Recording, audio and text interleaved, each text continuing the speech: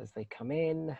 Assalamu alaikum wa rahmatullahi wa barakatuh, brothers and sisters, ladies and gentlemen. Welcome as they come in.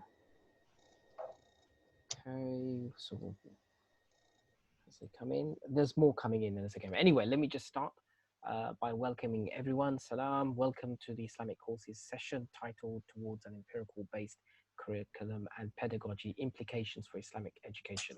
Very honored and privileged to have Dr. Ilham Nasser, Director of Pedagogy with the International Institute of Islamic Thought. And it's hosted by our very own Dr. Abdullah Sahin, who's the Reader in Islamic Education at the University of Warwick. Before I hand it over to our host, who's going to introduce the speaker and the topic, and it's more of a conversation really, and Dr. Sahin will explain. But just a kind reminder to everyone, housekeeping rules: keep your phones or devices on mute, number one. It is being recorded. If you're not registered with us, i.e. you're not on our mailing list or you didn't register on the Eventbrite for the session, leave your email address on the chat and to receive a copy of the link where it's being, and there is a Q&A session as well. Okay, just to remind people, this is a very highly academic platform. It's supposed to be intellectual discourse, so we make no apologies if the ideas and notions and so are probably beyond people's notions. So please do prepare yourself and do ask relevant questions to the subject. So without further ado, I'll hand it over to Dr. Sahin. Salam, Dr. Sahin. Bismillah. Alaikum salam. Thank you. Assalamu alaikum, everyone. Welcome to yet another exciting seminar hosted by Islamic Circles.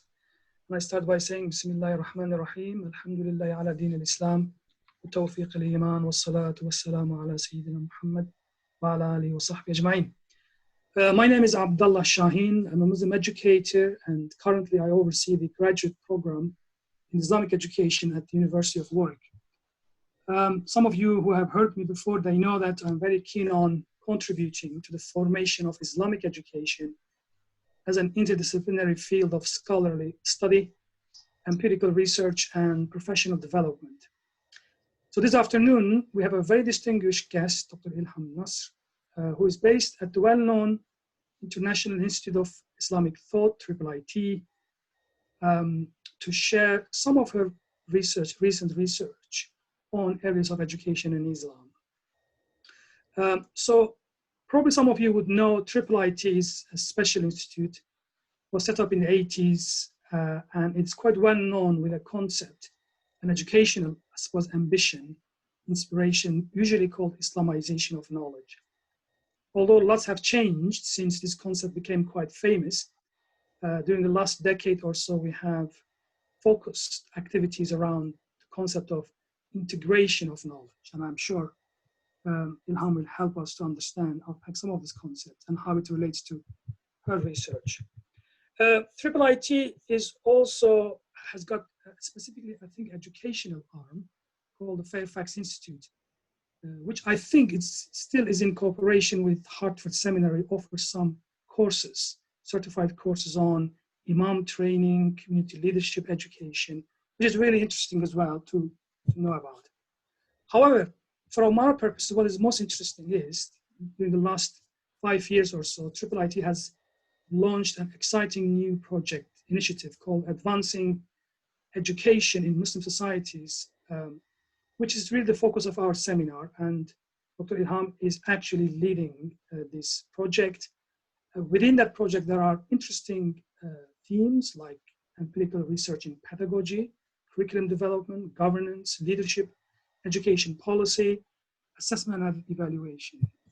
And particularly worthy of note is really the recent empirical research that Dr. Ilham has led, which is to do with, I think it is to do with looking at how human development underpins some fundamental human values like empathy, forgiveness, moral reasoning, and how this could be integrated within the various education systems that we have in various Muslim majority minority contexts.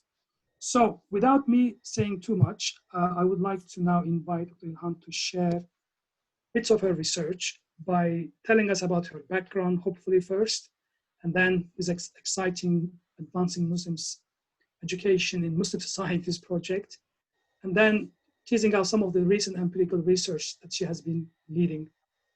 We will have ample time for questions and answers. I'm hoping that is a conversation, it's kind of learning from one another. So she will probably spend some 20 minutes or so, and then there will be time for good reflective questions, inshallah. So thank you again for agreeing to share your research thoughts on this very important topic, and it's over to you. Thank you so much, Dr. Abdullah. Thank you everyone for joining me here. Assalamu alaikum. Good afternoon, good evening, or good morning. Thank you, Mizan, also for inviting me and for including me in this exciting program and these webinars or conversations that I think are very essential and important and actually very timely. We have been going around and around on the idea of reform and advancing education for a long time, not just in the Muslim world, but around the world. And we are yet to find what really fits and what really makes sense. And that's just because we cannot have one size fits all in education and education reform and pedagogy and so forth. I spent 25 years of my life and professional life working in educational settings and making the argument that education should be situated, should be authentic, and should be not just, one size fits all philosophy. But also I spent time on curriculum development, on training and pedagogy, and about 16 years in academic positions at George Mason University here locally in Virginia, and working mainly in the Muslim world on teacher development, professional development, and more specifically in the Arab world. I am originally Palestinian, if you're wondering, and I'm not related to Jamal Abdel Nasser. I wish. I was telling Dr. Abdullah that. I am from Palestine and I lived in the U.S. for about 30-something years. I joined the team at IIIT in 2018, so I've been here for 2.5 years. The initiative that Dr. Abdullah just mentioned, AIMS, Advancing Education in Muslim Society, is an initiative that is a IIIT-wide initiative. So my project, which is the empirical research, the mapping the terrain research, is part of that, but it's one project in a bigger umbrella initiative that we call AIMS.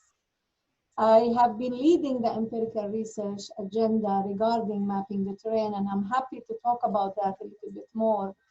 I would like to focus our conversation on, what is really going on and how can we really contribute knowledge that is authentic, that is situated and context sensitive.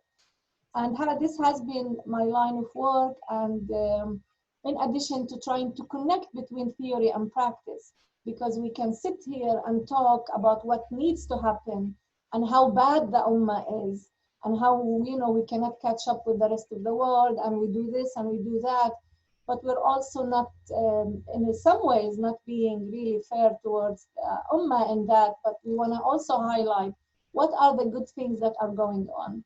What are the good values, the cultural values, the religious values, and the Islamic learning that's going on that contributes to world knowledge and universal knowledge. Just very briefly to look at AIMS, and you can all look at the website www.iiit.org and learn more about AIMS, but I want to tell you a little bit why is it that we call it AIMS. And we chose advancing for the first letter of AIMS because we did not really want to force our own agenda on reform. That can take shape and pedagogy and methods in different ways in different places. But we also are interested in this advancement of education, and we contribute one piece or maybe multiple pieces to this agenda. Like, for example, we are still advancing publication of books. We have a large department of publication and translation. We have a journal that's called the Journal of Islamic GEMS, Journal of Islamic of Education in Muslim Societies. So this whole advancing agenda is what we're after. Then education, when we talk about education, we are talking about education in its broadest sense.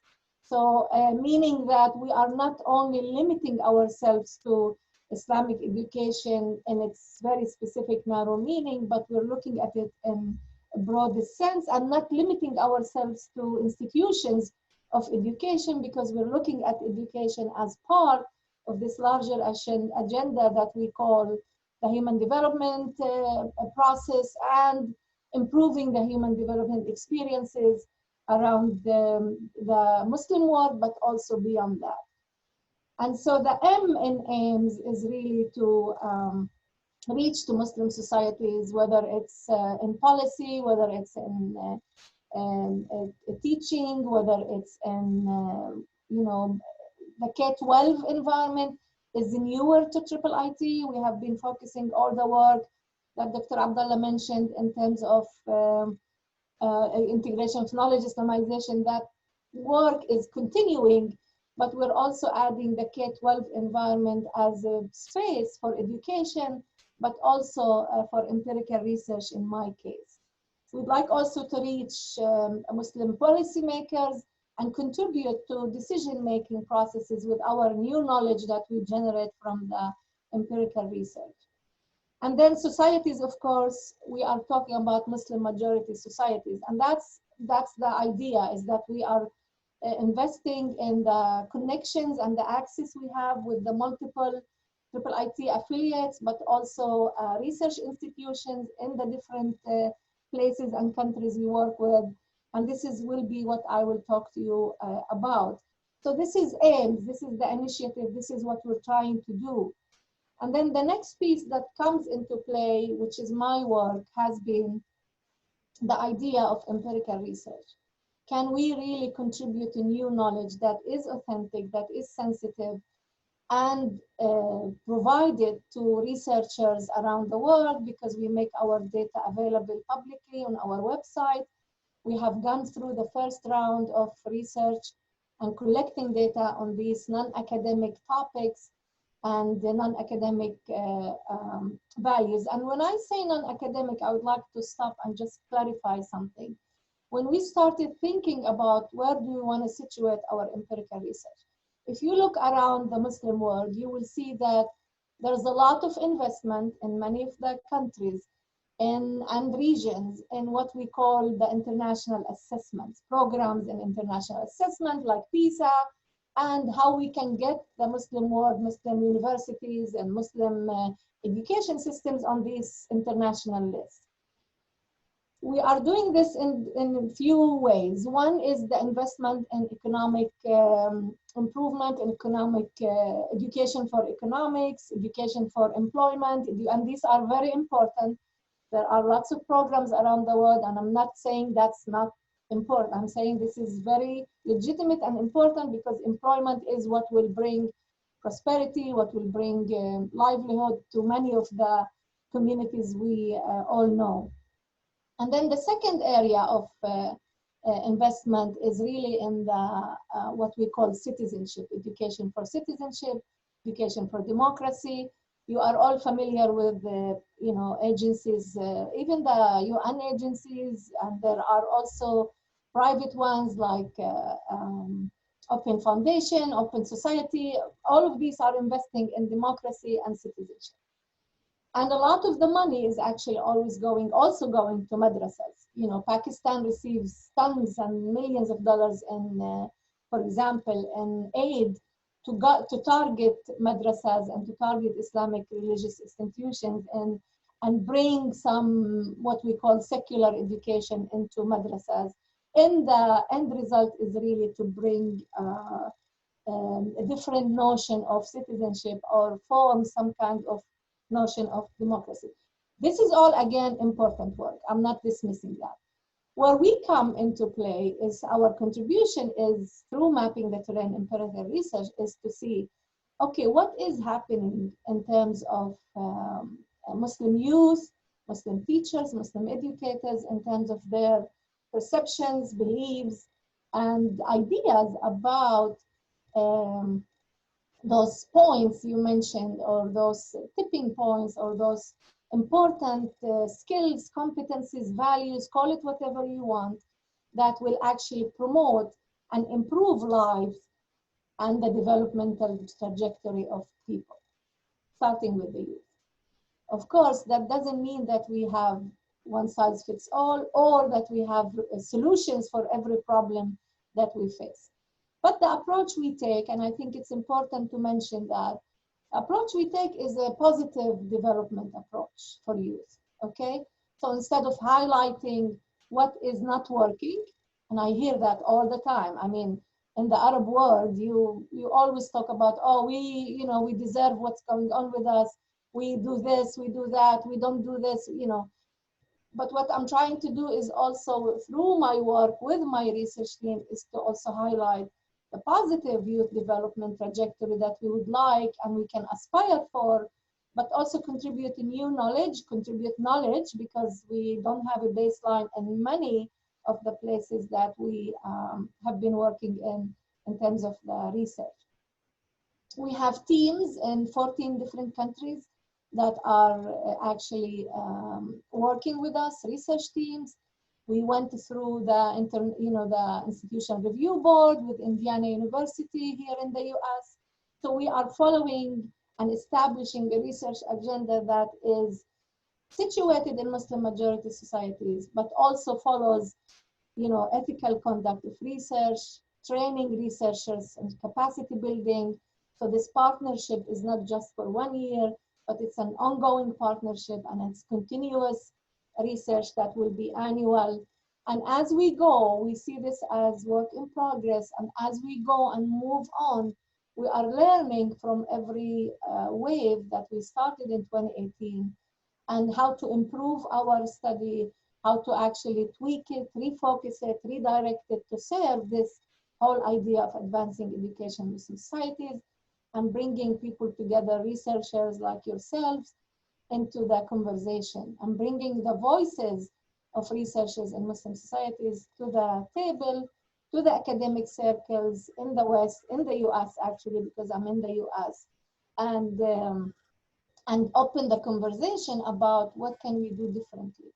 So this is where I come into this work that IIIT has been doing through the initiative that we call AIMS.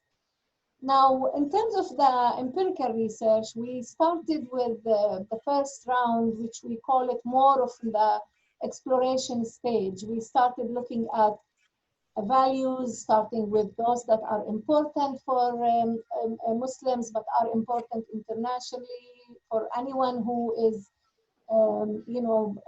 interested in values and competencies that are some people call them soft skills. I don't think they are soft skills.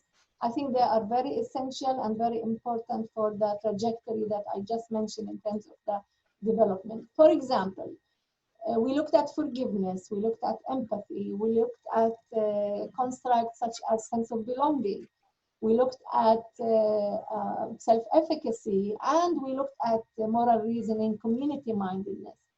And every measure that we used was internationally validated, but also adapted in ways that would fit the partners that we have in the different countries. So there were some adaptations made because we are across 15 different countries. For example, I mentioned, I don't think I mentioned, but I would like to mention that we're working with our team in India, in Bangladesh, in Jordan, in Morocco, in Algeria, Sudan. Palestine was with us in the first round. And then we have Kyrgyzstan, Kazakhstan, Serbia, and Herzegovina, and we have also Malaysia, Indonesia. So we have a collection, regional collection, and of course we set our own criteria for the selection. But at the beginning, we really cultivated the access that IIIT had with our affiliates or our offices in these countries if they are there. And so this is the process we followed in terms of the research. So some of the discoveries we made the first round, because we have the results from the first round. And the next round, which is right now, we have been burdened like everyone else by the pandemic. So we have collected data from 12 different countries, and we now pause to see what will happen with our project. And of course, I'm sure many of you are in the same boat. But so what we have is the data set and analysis from the first round. We discovered, for example, that empathy is a very important, grounded value and competency, I argue, that we can utilize to promote other values like forgiveness, community-mindedness, which hasn't been explored much even in the West in terms of the idea of, it's not just being a collectivist versus individualistic, it's really being about how can I have my community in mind when I'm making decisions, when I'm throwing trash in the streets, when I'm not involved in volunteer work or involved in volunteer work, and so forth. What is my responsibility towards my community? So we found that empathy, which is really very simply putting yourself in the shoes of someone else, even those who are different than us, even those that we don't agree with, but getting into this idea that I can put myself into someone's shoes and understand where they're coming from. It doesn't mean that I will do what they want. It does not mean that I will, agree with them. But this ability of putting yourself in someone's shoes is what empathy is all about. And we found out that the magnitude of the prediction power in our empirical study of empathy has been the largest in terms of the impact on forgiveness and community mindedness when we, in our model, our structural equation model, we set forgiveness and community mindedness as outcome variables. So what does that mean that empathy has such a huge prediction power? It means that we can be more intentional on what we do in our pedagogy, what we do in our curriculum, what we talk to our students about, whether it's in university or it's in K-12 systems, or it's even in non-formal education settings. How can we become more empathetic? I myself have done work in teacher development, like I mentioned earlier, and tried to translate this whole idea of what empirical research tells us, suggests, and translate it into actual pedagogy. And I have one of the projects we did here, and then maybe I'll just stop there and I'll take some questions. I can go on and on with this, but one thing we tried here is that we worked in the US with Islamic schools in the region, and we translated the main concepts and constructs of our research: empathy, forgiveness, community mindedness, and moral reasoning. And we work with teachers on how can we infuse our curriculum, whether it's in Islamic studies, in religion, in health, in chemistry or math. How can we cut across the curriculum we have and infuse empathy, infuse forgiveness, infuse community mindedness, and so forth. So of course, that project was a whole year. We worked with teachers who are in-service teachers, and believe it or not, we just gave the beginning the tools, and teachers came up with their own ideas. We involved them in what's called action research, where the teacher actually follows and records her or his activities, their plans, as they implement what lessons, activities, and ideas we give them in the training. So that lasted the whole year, and we came back with some good materials that the teachers are still using and implemented in their schools. So this is the idea behind mapping the terrain: to contribute new knowledge, empirical knowledge, to contribute it in a way that is authentic and sensitive, and also share our recommendations, share our learning with others, such as academicians, whether they are in the Muslim world or not. We are actually reaching to all academics that are interested in what we call the Global South. The Global South is more than half of the world, probably, if you look at the map, but lots of the countries that we all come from, if I may generalize here, are in the Global South. And so I feel like and believe that it's our duty to contribute our knowledge from what we learn from the Western world and adapt it and bring it to our own context so we could make that kind of contribution. Thank you so much. I'm happy to have a conversation and take some questions. Excellent. Thank you very much, Ilham. That's really a very broad and very focused summary of what you've been involved. I am sure, just like myself, as we were listening to you, there are complexities involved with the project that you're involved. I'm sure there are a lot of questions. Of course. As our audiences are making up their own questions, I would just pose a very basic question first to clarify really what I don't also know. The way you have described this is an interesting, particularly the empirical part, is an interesting project directed towards making education meaningful, transformative in Muslim majority contexts. I was wondering, you mentioned ethics of research, and probably the first thing is, who is financing this activity as a research? Is it purely sponsored by IIIT, or you have partners, or it is external funding? Good, thank you. And yes, I'm happy to talk more about the ethics of the research too, but we're self-funded. So IIIT funds the study, and we haven't received funds from any outside sources. I'm faced with that question everywhere I go to work, and plenty of examples where someone's like, oh, is this CIA agenda? Are you implementing, this? No, we're self-funded. We are funding ourselves. And we are actually also happy to have partnerships for research. I can say that as the director of the empirical research and mapping the terrain, that we are happy to have partnerships, and we consider every researcher, every research institution that we work with as our partners. But in terms of the money and the funding, we're self-funded. And if there are external grants that we can expand on our research, I'm always happy to do that and partner with people who are interested. I think that's always a good thing, not just because of the money, but also because of the collaborations and bringing brains into an initiative that I think is important. Now, in terms of the ethical research, we went through what's called the Institutional Review Board, where nobody is forced to participate in the research.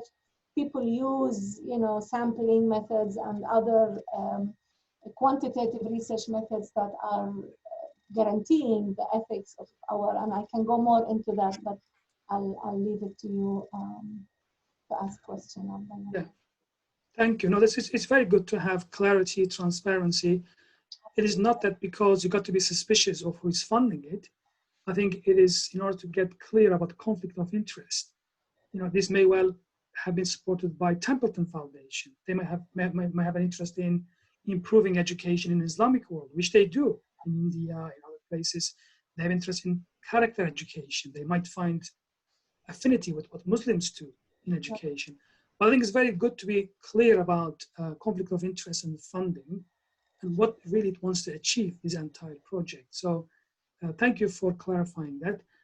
But there are, of course, other questions as well in terms of, how you have actually prioritized these certain values. You could easily talk about respect, you could talk about other values. In other words, why did you start with checking values first rather than looking at competences? Was there any kind of deliberate decision making, or how did you formulate the key, I suppose, focus of the research? Yes, wonderful, thank you. Great question, and I'm happy to share the way we did it here. When I came on board in January of 2018, we actually brought together a multidisciplinary forum of researchers who are interested in sociology, anthropology, Islamic studies,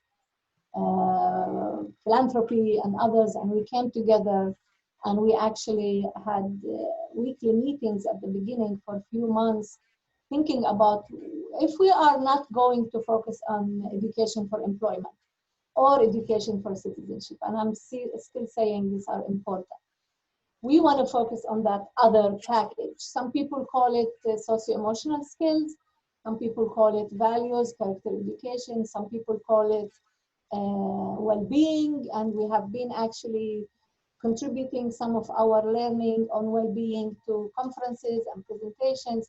These are all there. These are all important. That's where we started, exploring the different things that are important. Now, what brings all of these together is this whole idea of developmental trajectory.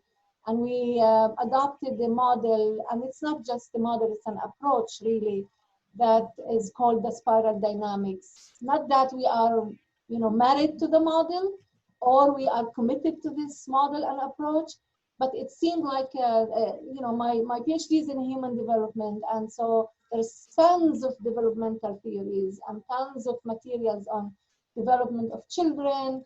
And most of these models are not just Western and not only done by men, but they are also those that are very linear in the way they look at development.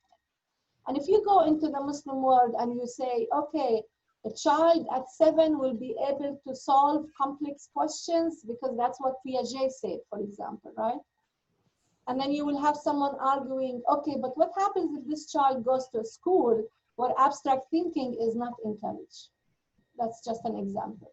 The spiral dynamics actually gives this idea of the flexibility and fluidity of development. And it's impacted by our life conditions, by history, by events in our lives, and timing.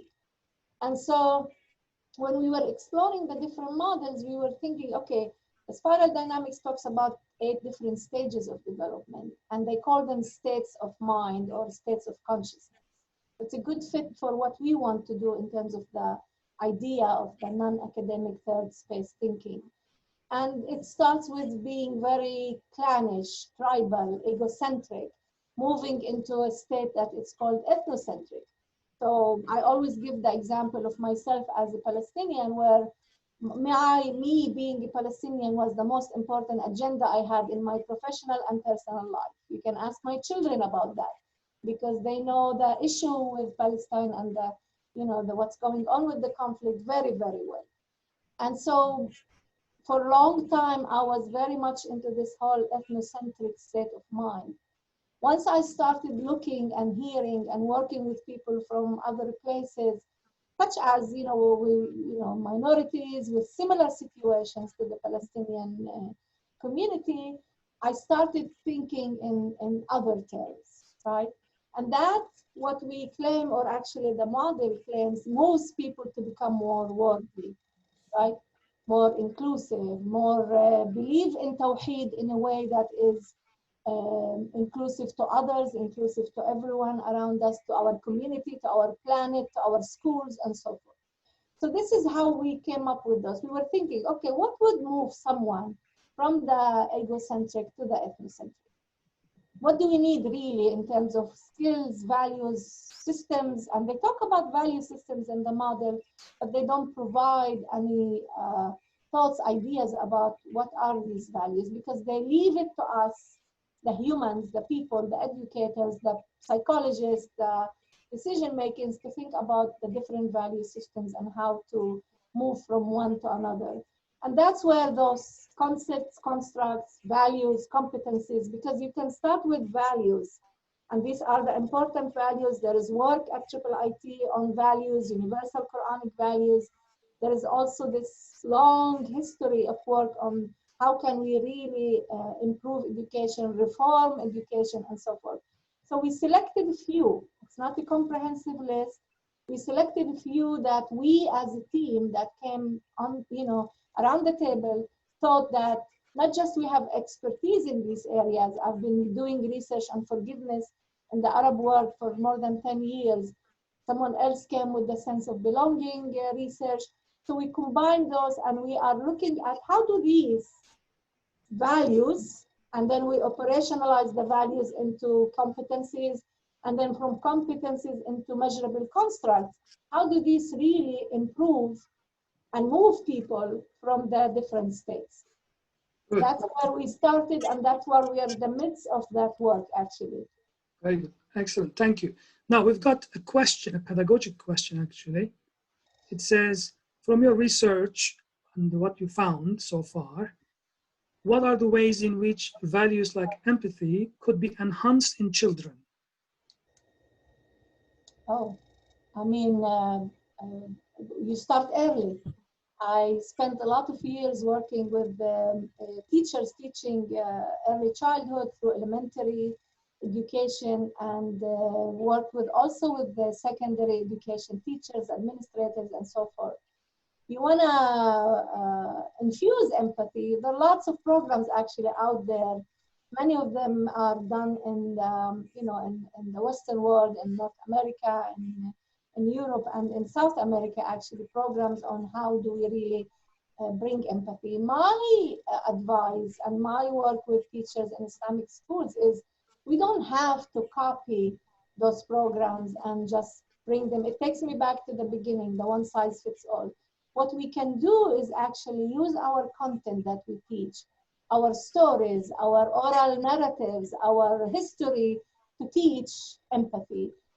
Not necessarily by talking, oh, let's be empathetic, let's be empathetic, let's be empathetic, but actually taking what I call teachable moments and interfering in a way that promotes that agenda of empathy. If two children are fighting the playground and I want to give them, a way to solve their issue through dialogue, through conflict resolution methods, empathy is part of that.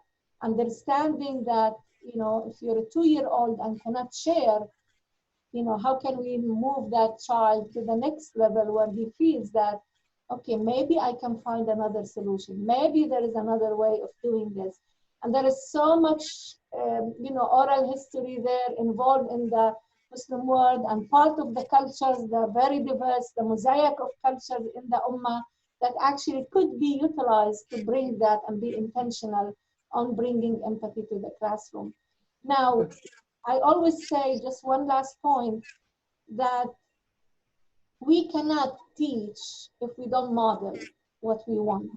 So a teacher who is really not greeting children in the morning, a teacher who doesn't care about their children, and I had a teacher in secondary education in one of the high schools I worked with, and I'm not going to say which country, but it's in the Arab world, who said, oh, I just make sure kids get into school on time, and I'm there to police who is late and discipline them. And I said, okay, so what do you do? He said, I stand by the gate.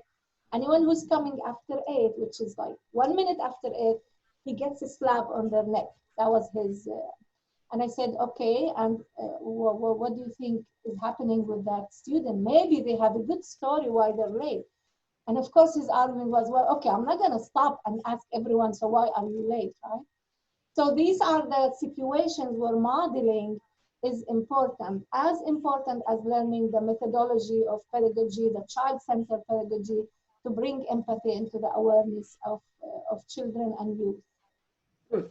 Dr. Sahin, we've got a lot of questions from the... Yeah, we've got a lot of questions. Can I just summarize 2 questions that I've got, and then I will ask the audience if they wish to pose quite a few people their own got their hands up. questions. Yeah. So one thing I think before I actually leave the questions to come directly to you from the audience is, as you know, of course, education is a complex phenomena. Your approach seems to be psychological, which is interesting, but also in the Islamic world where you're looking at, the fact is we have westernized educational systems in power over nearly a century now. So when you talk about concepts like human development, immediately the question is, whose human development? What model? Of course, you mentioned the Western models. The question is, do we have in Islam a model of human development? If it is, how this could actually inform the research. Plus, if you think of the westernization, the impact is a really form of continuing colonization. I think there was a question from Asma as well. The fact is, we have to also factor in decolonizing the education space. So it's a dual task. So if you only focus on certain values, it may well become a restricted exercise without realizing the politics of education that is always there. And obviously the question of what is authentic, what is Islamically meaningful frame of human development, set of values to be inculcated within certain education. And after all, how education could become transformative. Mm-hmm. So these questions, as you can obviously see, are complex. You may not have an answer.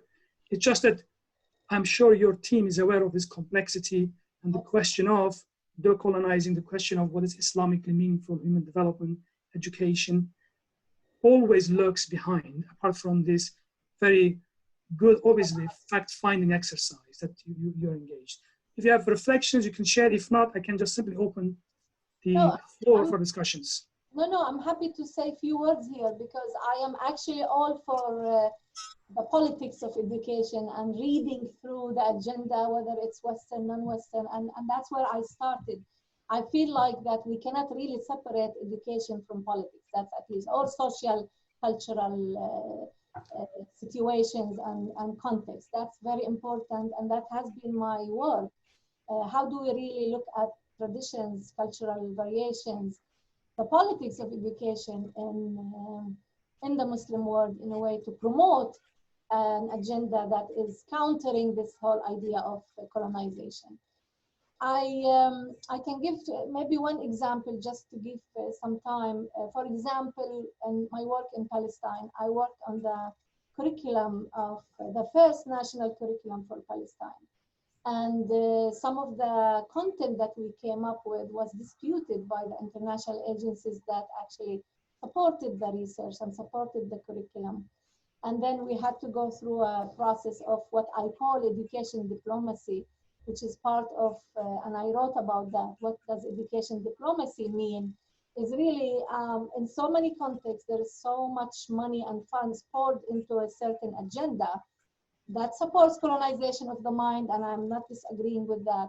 But I'm an educator, and I see from that high-level theoretical into the practice, that bridging is very important because we can sit here and say, oh, we're not going to receive funding from State Department or U.S.A. or this and that. And then in actuality, this is actually who's running our education system in so many places. So let's be very frank about that and very transparent. So what I say to my people, even my work in Chad, where I work with Islamic schools, I said, okay, you are in doubt that my agenda is a U.S.A. agenda, and it wasn't even a program that was supported by U.S.A. And I said, okay, how can we all here do our best to, I don't want to say take advantage, but utilize the funds that are given to us to improve education. And bottom line is really the lives of the next generation. And that's where I come into this whole idea of the human development and why this, and we want our own Islamic human development. I'm not sure that there is a one model of Islamic human development that we can all, some people might argue with that. Some people say, no, this is the Islamic model. I think that what we need to do is really look at what's out there in the Muslim world, outside the Muslim world, and how can we integrate. That's the integration of knowledge, in my view.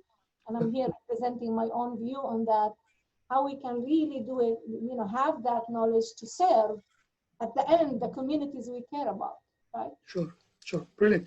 Excellent. I think integration is a good concept. Hopefully it will lead into transformation of the learners and that hopefully raise consciousness. And you can see how it could actually fit in with lots of Islamic educational concepts. Now I want to invite audiences who wish to contribute by raising their hands. I can see that I've got some hands. Since we are talking about the oppressed poor people of the global south, I can see Brother Idris Khamisa from South Africa. Would you like to say something? Pause a comment, please. Assalamu alaikum. Alaikum salam. If I'm participating in it, I want to comment on something. That's me. It's always a joy to listen to you. And Alhamdulillah, very excited to hear the presenter. And one of the things that I find that sometimes, we say in Islam is both the messenger and the message. And sometimes we are so preoccupied with the message itself, we forget the other aspect, which is so important in terms of winning the hearts of the learners, having those qualities that will make them empathetic, and having those qualities that inshallah, that our learners would inshallah learn to forgive other people, as it were. So I really like that aspect of your presentation. But my one overarching concern is this. I found in my humble, modest experience, both as a teacher and a head teacher of several schools, that the vast majority of our teachers appear to lack that compassion, lack that empathy. And they have a very, very narrow understanding of what real education is about. And they appear to be so hidebound by the curriculum, they tend to be very, very clinical. So my question is, can teachers be taught how to do this? Or is it supposed to be intrinsic to their nature? Oh, Thank very, you. very good question. Thank you for that. I've been working on teacher development for years, and I have two examples to share with you to illustrate the importance of working on the skill sets, the pedagogy aspects of teaching and learning, because you're absolutely right. If we want to teach compassion, we have to have teachers that are compassionate. Now, I don't want to say that all the teachers in the whole Muslim world or the Arab world are not compassionate. I am not for generalizing. That's why I am in the empirical research. So we learn more from the voices of teachers, the voices of youth and administrators. That's our research. But you know, sometimes we don't have the skills, not because we are not compassionate, but because there's several issues actually. One is that we have classrooms with at least 50, 60 students. I worked with people who have 60 for a minimum, 120 children in one classroom. That's also in some places wasn't even in a building. So that's one. Second, it's a problem with all teachers that we're not paying teachers well. Actually, looking at the global south, there are few countries that pay teachers as much as other professionals, and I think Cuba is one of those. Very tiny country, Cuba is one of those examples where teachers are paid the same amount. So we don't pay teachers well. The teacher works so hard in Palestine and other places, and they hardly make $100 a month or even less. So that's second. Third, how universities prepare teachers. A lot of what I've seen is really remains on the theoretical level. Okay, we are teaching Ferrari because Ferrari is all about hope and educating the oppressed and so forth. If you talk to people in academia, and again, not generalizing some, you would find that they don't really understand what Freire is all about. This whole pedagogy of the oppressed, what does it really mean? It's and what kind of ideas are translated and could be translated into our context. So Freire talks about a lot of ways and methods to empower the oppressed, right? So we have teachers who haven't been prepared in that frame. Actually, we have teachers who are trained in Egypt, for example, when multiple intelligences theory was translated from a theory into a practice. What teachers were trained on, and the huge funds from the World Bank, was to use flashcards, and here is the way to teach using the multiple intelligence theory without an understanding of what this means as a theory, what it means as a practice, but also how does it fit this context of Egypt, where they have also 60, 80 students. So there's the preparation, there's the lack of status for teachers, and there is also the idea that the conditions of teaching are not optimal. Now you go to good schools, excellent schools, and then still you will see practices that are not really what we want to see. So to elevate this whole idea of advancing education, empowering teachers so they could empower students and be more compassionate, so forth. And there you would find that teachers very often go back to their own ways of learning. And we do that as parents, actually. So if I don't know what to do with my child who stays on his iPhone for hours and hours, and I know that this is wrong, in my mind, I know that this is wrong. So what do? I immediately say, no, you're not gonna watch, or you're not gonna be on the iPhone. You need to stop, okay? But I don't give what alternatives are there and explore with the child. Okay, so let's think about other ways to entertain you since we're all in lockdown, right? What could be some of the ways we could do? So that idea of taking the conversation further is not part of a lot of training I've seen, mostly in the Arab world, but my work even with you know, in other schools and other places, has also shown that we need to invest in the training of teachers and invest long term. This whole idea of the one workshop and I do it and I leave, I'm coming from the US and go, I refuse to engage in that, and I haven't. So I think that's a big issue, that we can actually redirect funds to go for long term, for practices that are useful and implementable, that are, you know, we can implement in the field. Excellent, excellent. I think in this regard, Sister Aisha is making a good point. She says, obviously, the concept we use, we must really reflect on. For example, how Muslims conceptualize teacher. She says the word murabbi, for example, it's a better way of depicting a teacher, because murabbi actually communicates more than somebody who simply transmits the knowledge. It's a mentor, isn't it? Sustainer and a guide, which I thought is quite good. Thank you, Sister Aisha. If you want to say more, you're welcome to share. But this is precisely probably the point, that we need to create self-awareness, an educational pedagogic self-awareness, where we can actually make the activity transformative and meaningful. Right. Great. And, Now, you know, Dr. Shaheen, the idea of murabbi versus muallim is an interesting, you know, discussion, yes, because we also have to think about professionalizing the teaching profession. How can we make it more professional? Does murabbi do that, or muallim? And it can have, you know, different ways of seeing sure, that. sure. Indeed, we need a really professional approach to entire Islamic education.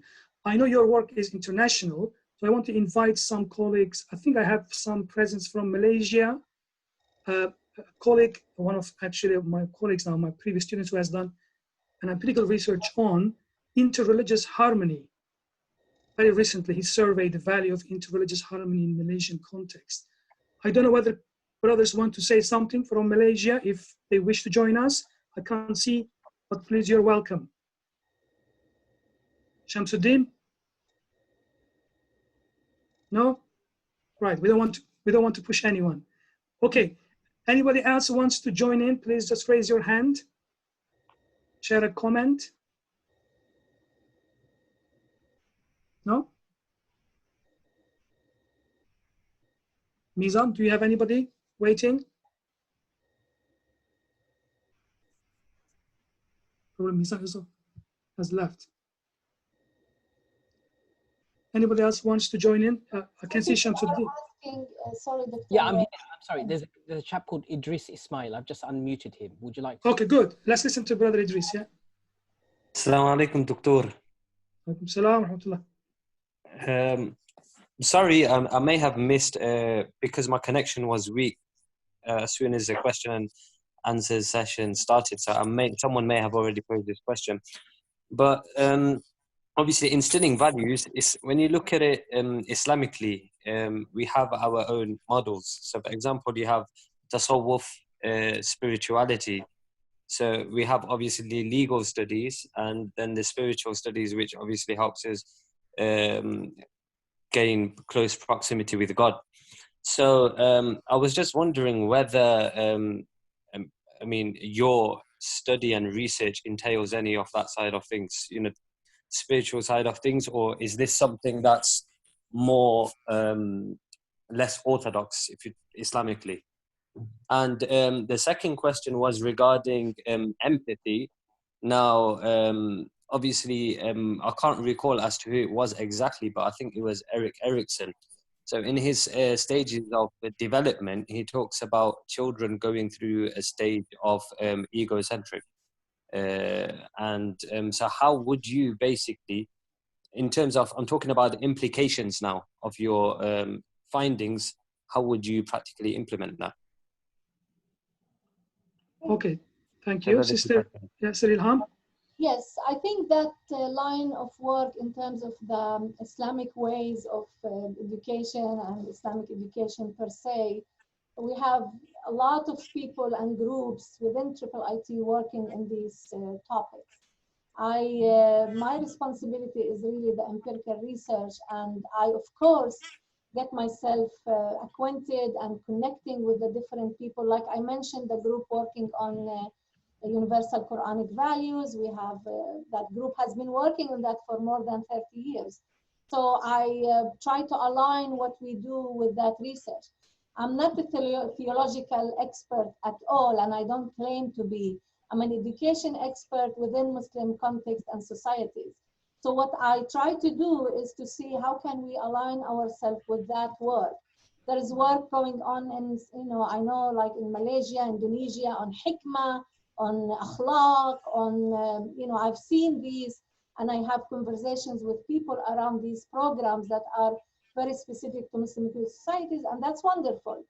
We cannot offer everything. We really have a very limited funds and resources to do this piece, one piece of a bigger puzzle that we have in the Muslim world. So hopefully what we contribute would inform programs like the Hikmah program, like the Akhlaq, I've seen those in Islamic education, and maybe also trying to see how we can cross-fertilize from what we learn from scientific empirical research, surveying 25,000 youth, teachers, and administrators to enrich these kinds of programs. So we're not really in isolation or in a silo, but we're also trying to focus on the empirical data, and we cannot really, explore everything or include everything. We have to start somewhere, establish a baseline, and go from there. Now, in terms of Erikson, of course, Erikson is one of those comprehensive theories of development, and the idea of being egocentric, which I didn't mention earlier, goes also with maturation. So if you're in an infancy, you're still a young toddler or a preschooler, you are going to be egocentric. And that's why they call them the terrible twos, because it's all about me, me, me, me, right? We all know that if you have relatives or cousins or your own children. And so the idea is, based on Erikson and others, is that you are going to mature, right, out of that into higher stages of development. Now, this is not true just for the individual, and this is another important aspect of the spiral, the way we perceive it, is this is also about the collective, the society, the community. Am I a community of all me, me, me, me, me, and let me just worry about myself? We have a saying in Arabic that I like to always use, like أنا وأخوي ابن عمي وأنا وابن عمي على الغريب, right? Me and my brothers against my cousin, and I and my cousin against the stranger. This whole clannish mentality that we find, where you are, kicked out of your community back 7 generations because someone had dispute with someone else, is a problem we have, and we need to see, okay, how can we really negotiate? Can we go 4 generations, maybe not 7 generations? And so there's a lot of negotiation going on. It's not just the individual we're talking about, we're also talking about the collective. And the collective, in my mind, is what we call a collaborative collective. It's a collective that can take others into and be more inclusive. And this is what everyone has been trying to convey, whether it's in the Muslim world or on others, is that we are diverse in languages and so many different aspects, that how do we really maneuver these diversities in a way that keeps our own value system intact? Yeah, that's brilliant. Obviously, the brother's question is very, very important. I think we'll come back to it, but we also have to bear in mind Islam has a very rich educational heritage. It has obviously its own languages of human development and maturation. We don't have time to delve on this. I've got somebody from Hollywood who wants to. Salam alaikum. Salam. Yes, this background only Hollywood is from Malaysia. Okay, do you want to say something? Come on, welcome. Okay, salam alaikum. Okay, I am clearly from Samsudin also. Okay, I just thank you for presenter and also for the coordinator, Dr. Abdullah. I just want to get your opinion, Dr. Ilham, about loving pedagogy. Loving pedagogy is one of the pedagogy that we can use how to develop the values among students, because we facing a lot of problem about our generation now. So I mean, with the loving pedagogy, it can solve this kind of problem. So how's your opinion about that, Dr. Ilham? Thank you, Dr. Abdullah. And where Thank are you. you? Where are you? Are you in Indonesia? No, I'm from Malaysia. I am from Malaysia, Sultan Idris Education University.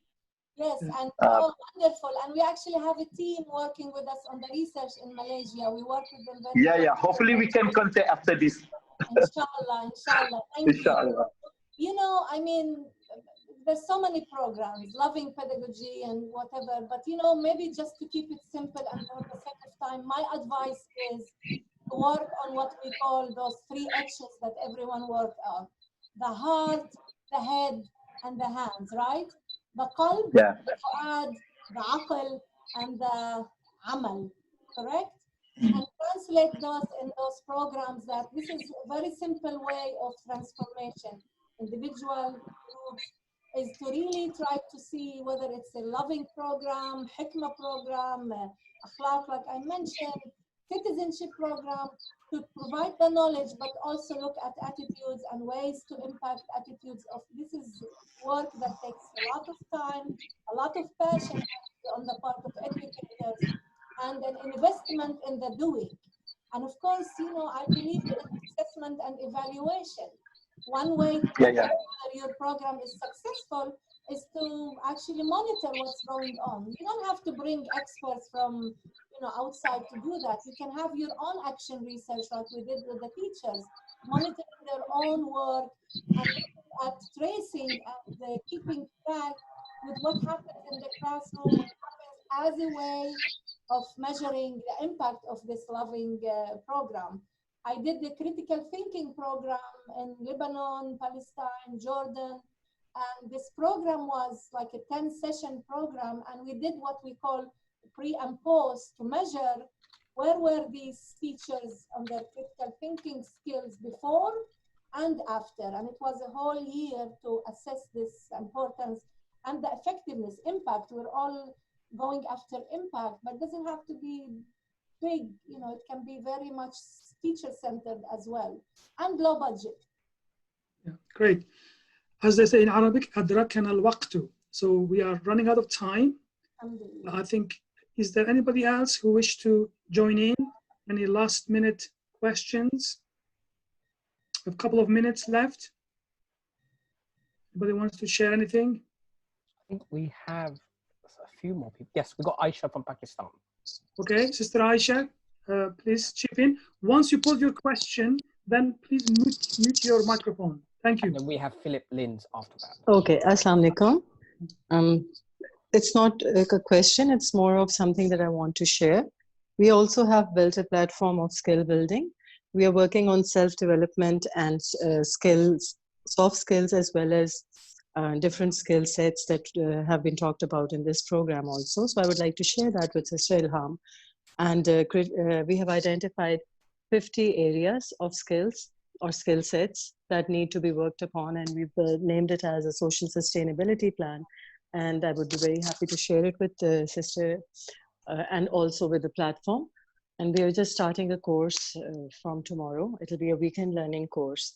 And this is a model that can be replicated anywhere, and it could be helpful. We're not just talking about self-development and self-empowerment, but we're also giving them tools for economic empowerment as well, whilst addressing the socio-economic issues that are, or challenges that are present amongst youth. So our special focus is youth. So I would just like to share about my platform, and I would like to invite Sister Ilham to it, in fact, and get her expertise on critical thinking skills. So I will be sharing details with her in email.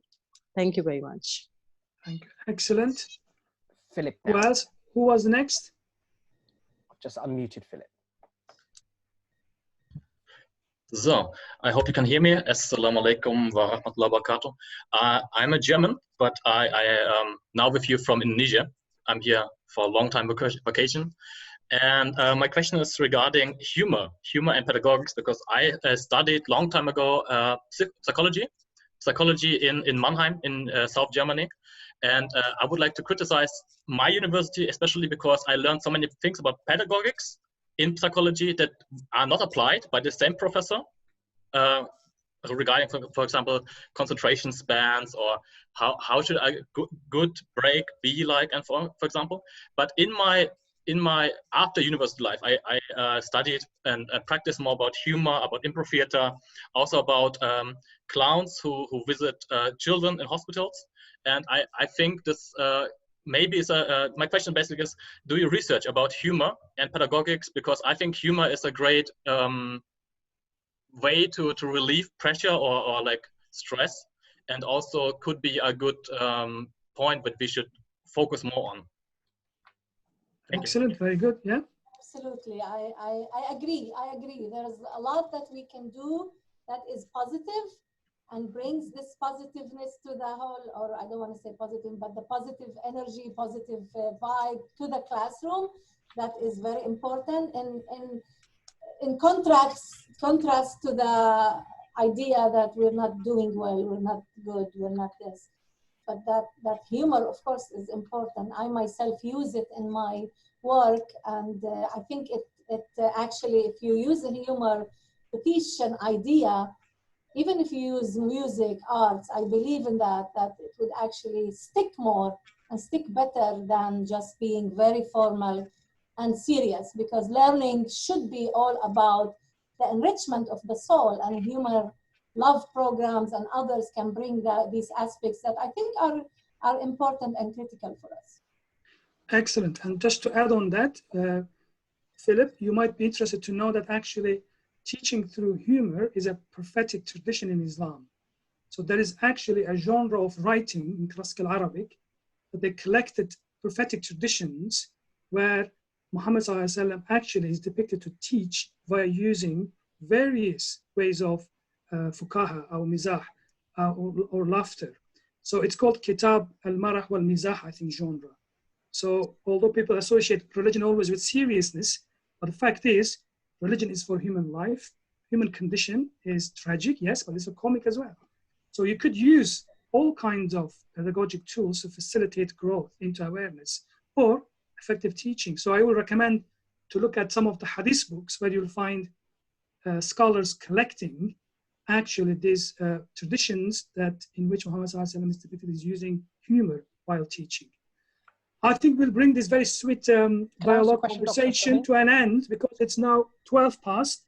We have to stop at 15 past, Mizan. Yep, I've got one more question, maybe for myself. Okay, we've got one more question. The question, I mean, the title was about empiricism as well. And given that empirical-based curriculum, anything empiricism is based on fundamentally from a post-Renaissance philosophy. Do we have anything in our tradition? Because we are going to use pedagogies and cultural appropriations from our tradition. How do we trade off between empiricism, which is based on post-Renaissance philosophy, and because we don't really have anything of the like, we're living in post-modern society. So how do we trade that off? And given that a lot of Muslims, they get very upset if you're trying to do anything empirical based because they feel under threatened. You know, they think, oh, you're trying to expose me, but no, not really. But fundamentally, the philosophy, what is the underpinning philosophy? Because if we're going to move forward, we need to devise some sort of Islamic, I don't like the word Islamic-based empirical philosophy, which sort of reflects our curriculum and pedagogy. Any thoughts on that, anyone really? I mean, I'm just, this is another, session by itself, but really in terms of the empirical research and its importance to enrich, to promote, to support and empower societies is something that is missing. I totally agree with you, Mizan. And I think that being sincere, being transparent, and not having hidden agendas that we're not telling people, because people have it's legitimate to be suspicious of empirical research. What is it you're trying to do? What kind of agenda you have? And really working with local communities wherever you are, those who are trusted by the community, like faith leaders and elderly and people, and work with them to get to some common understanding is key for empirical research as well as programming. And we really don't do good job with that.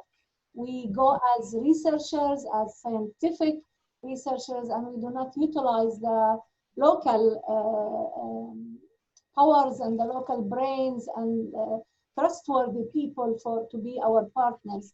And we have to be careful about that, about the agendas, the big agendas that people come into places with that mindset. But Dr. Abdullah, you might have other. Yes, I think Nizam, this is a really good question. I suppose Islamic circles might have another session.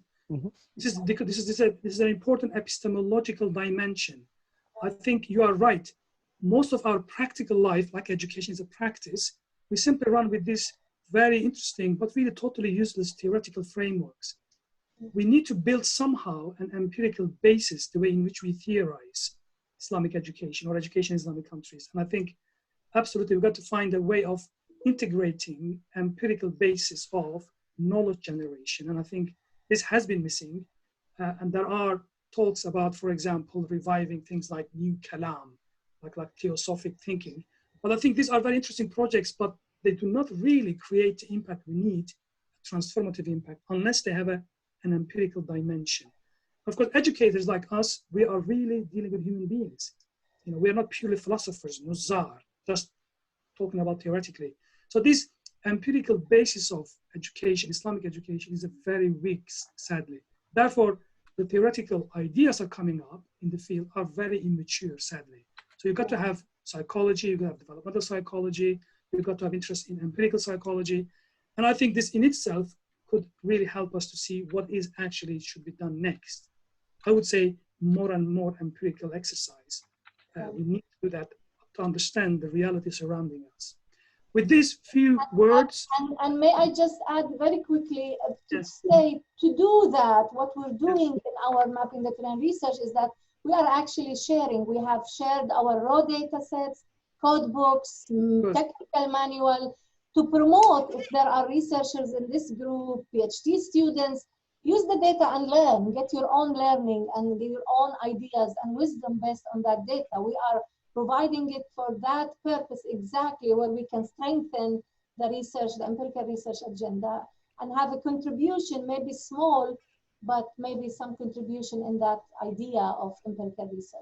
Absolutely. We need more and more collaborative research activity.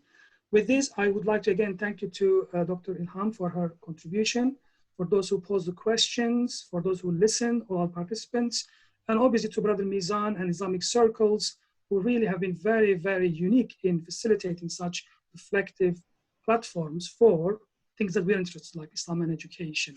So I say, wa akhiru da'wana alhamdulillahi rabbil alameen, and I thank you all. Thank you so much, alhamdulillah. Thank you. Thank you. Bye-bye.